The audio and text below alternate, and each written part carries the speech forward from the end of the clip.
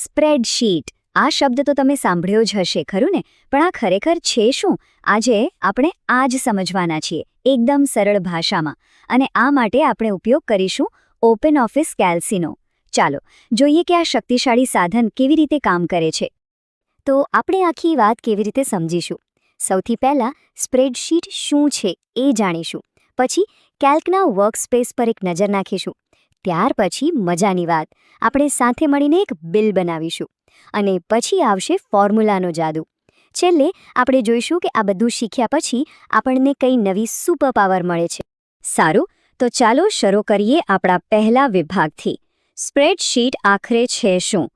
ક્યારે એવું બન્યું છે કે હાથથી લાંબી લાંબી ગણતરીઓ કરીને કે ડેટા લખીને કંટાળી ગયા હોઈએ? બસ સ્પ્રેડશીટ એ જ સમસ્યાનો ઉકેલ છે. ચાલો સમજીએ કે તે બરાબર શું છે અને તેને કેમ બનાવવામાં આવી. એકદમ સાદી ભાષામાં કહીએ તો સ્પ્રેડશીટ એટલે એક ડિજિટલ ખાનાવાળી નોટબુક. બસ જાણે ગણિતનો ચોપડો હોય ને એવું જ. પણ આ કોઈ સામાન્ય નોટબુક નથી, આ એક સ્માર્ટ નોટબુક છે. એ ખાલી માહિતી સાચવતી નથી, પણ આપણા માટે ફટાફટ ગણતરીઓ પણ કરી નાખે છે. અને આનો ઉપયોગ ક્યાં ક્યાં થાય છે? અરે લગભગ બધે જ. મોટી મોટી કંપનીઓ પોતાના હિસાબ કિતાબ માટે બેલેન્સ શીટ બનાવે છે, એમાં. સ્કૂલમાં પરીક્ષાના પરિણામોનું વિશ્લેષણ કરવું હોય એમાં. કોઈ મોટા ડેટા પર આંકડાકીય કામ કરવું હોય એમાં પણ. અરે એટલું જ નહીં, આપણે ઘરે કોઈ પ્રસંગ માટે મહેમાનોની યાદી બનાવવી હોય ને, તો એના માટે પણ સ્પ્રેડશીટ કામ લાગે. મતલબ કે એ ખૂબ જ વર્સટાઇલ છે. ચાલો હવે બીજા વિભાગ તરફ આગળ વધીએ. કેલ્ક વર્કસ્પેસ એટલે કે જ્યારે આપણે ઓપનઓફિસ કેલ્ક ખોલીએ ત્યારે આપણને સ્ક્રીન પર શું દેખાય છે? ગભરાવાની જરૂર નથી, આપણે ફક્ત એ જ જરૂરી ભાગો જોઈશું જેની આપણને શરૂઆતમાં જરૂર પડશે. તો જો, મુખ્યત્વે 3 જ વસ્તુઓ પર ધ્યાન આપવાનું છે. પહેલું અને સૌથી મોટું છે આ ગ્રીડ, એટલે કે ખાનાઓનું આખું માળખું. આ આપણું મેઇન વર્કસ્પેસ છે. અહીં જ બધું ડેટા નાખીશું. પછી ઉપરની બાજુ જુઓ, એ છે ફોર્મ્યુલા બાર. અહીં આપણે બધા જાદુઈ ફોર્મ્યુલા લખીશું. અને છેલ્લે એકદમ નીચે જુઓ, એ છે શીટ ટેબ્સ. આનાથી આપણે એક જ ફાઇલમાં અલગ અલગ શીટ બનાવી શકીએ છીએ. હવે આ ગ્રીડમાં જે દરેક નાનું નાનું ખાનું દેખાય છે ને, એને સેલ કહેવાય. અને મજાની વાત એ છે કે દરેક સેલનું પોતાનું એક યુનિક એડ્રેસ હોય છે, એક સરનામું. એ કેવી રીતે બને? તો એના કોલમ લેટર અને રો નંબર પરથી. જેમ કે સી કોલમ અને 7 નંબરની રો, તો એ સેલનું એડ્રેસ થયું C7.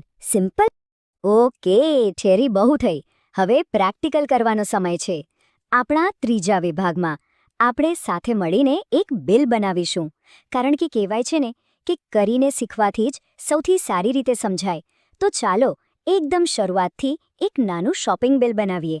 તો સૌથી પહેલું કામ શું કરીશું? આપણે હેડિંગ્સ બનાવીશું. ગ્રીડની સૌથી પહેલી લાઇનમાં એટલે કે પહેલી રોમાં આપણે આપણા કોલમના નામ લખીશું.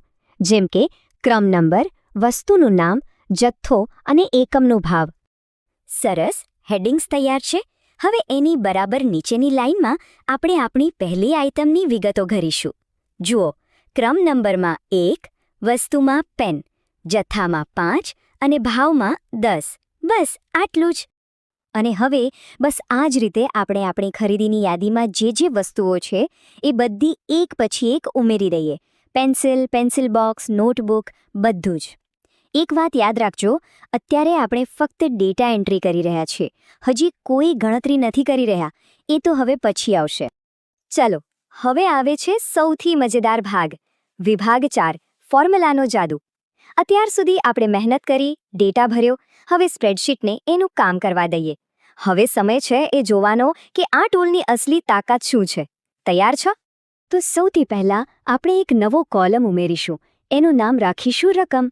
આ કોલમમાં આપણે દરેક વસ્તુની કુલ કિંમતની ગણતરી કરીને બતાવીશું. હવે સવાલ એ છે કે આપણે સ્પ્રેડશીટને કેવી રીતે કહી શકીએ કે ભાઈ આ જથ્થાને એના ભાવ સાથે ગુણાકાર કરી દે. મતલબ કે 5 પેનને 10 રૂપિયાના ભાવ સાથે ગુણવાના છે, એ કેવી રીતે થશે? જુઓ, આ જ છે એનો જાદુ. આપણે 5 ગુણ્યા 10 નથી લખતા. એના બદલે આપણે ફોર્મ્યુલા લખીએ છીએ. અને કોઈ પણ ફોર્મ્યુલા હંમેશા બરાબરના ચિહ્નથી શરૂ થાય છે. એટલે આપણે લખીશું C2 × D2. આનો મતલબ શું થયો? આનો મતલબ એ થયો કે સેલ C2માં જે કિંમત છે એને સેલ D2માં જે કિંમત છે એની સાથે ગુણી નાખો અને જેવું જ આપણે એન્ટર દબાવીશું, બૂમ, જવાબ આપણી સામે 50. કોઈ કેલ્ક્યુલેટર નહીં, કોઈ માથાકૂટ નહીં, તરત જ ગણતરી થઈ ગઈ. પણ ખરી મજા તો હવે છે. શું આપણે દરેક વસ્તુ માટે આ ફોર્મ્યુલા ફરીથી લખીશું? ના, બિલકુલ નહીં. આપણે ફક્ત પહેલા સેલના ખૂણા પર પકડીને એને નીચે સુધી ખેંચી લેવાનું છે. અને સ્પ્રેડશીટ એટલી હોશિયાર છે કે એ બાકીની બધી જ વસ્તુઓની ગણતરી આપમેળે જાતે જ કરી લેશે. જુઓ, બધું જ કેલ્ક્યુલેટ થઈ ગયું. ઓકે, દરેક આઇટમની રકમ તો મળી ગઈ, પણ હવે કુલ સરવાળો કેવી રીતે કરીશું? એક રસ્તો છે કે આપણે જાતે લખીએ = 50 + 12 + 50, પણ એમાં તો ભૂલ થવાની પૂરી શક્યતા છે. એના કરતાં એક સારો અને સ્માર્ટ રસ્તો છે. આપણે સમ ફંક્શનનો ઉપયોગ કરીશું. બસ લખવાનું =sum E2 to E6, મતલબ કે E2 થી લઈને E6 સુધીના બધા સેલનો સરવાળો કરી દો.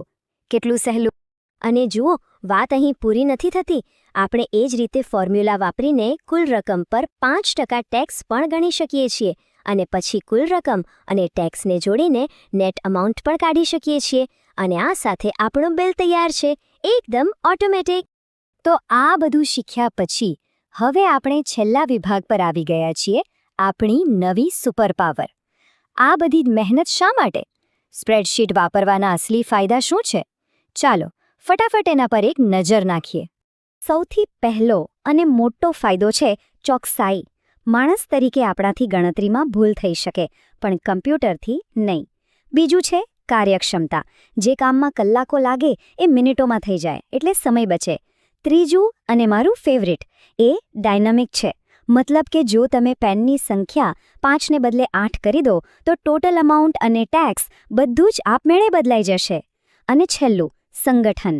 બધો ડેટા એકદમ વ્યવસ્થિત અને સુંદર રીતે ગોઠવાયેલો રહે છે. આ બધી વાતનો સારાંશ આ એક જ વાક્યમાં આવી જાય છે. સ્પ્રેડશીટને એક સ્માર્ટ, ગણતરી કરતી નોટબુક તરીકે વિચારો, જે તમારા માટે ગણિત કરે છે. ખરેખર આ વિચાર જેટલો સરળ છે, એની શક્તિ એટલી જ વધારે છે. અને જતાં જતાં એક નાનકડી મજેદાર ટ્રીક. જો તમે ઓપન ઓફિસ કેલ્ક વાપરતા હો તો કોઈ પણ ખાલી સેલમાં જઈને ટાઈપ કરજો =*calc team અને પછી એન્ટર દબાવજો. તમને એ બનાવનાર ડેવલપર્સ તરફથી એક સરસ સરપ્રાઇઝ જોવા મળશે.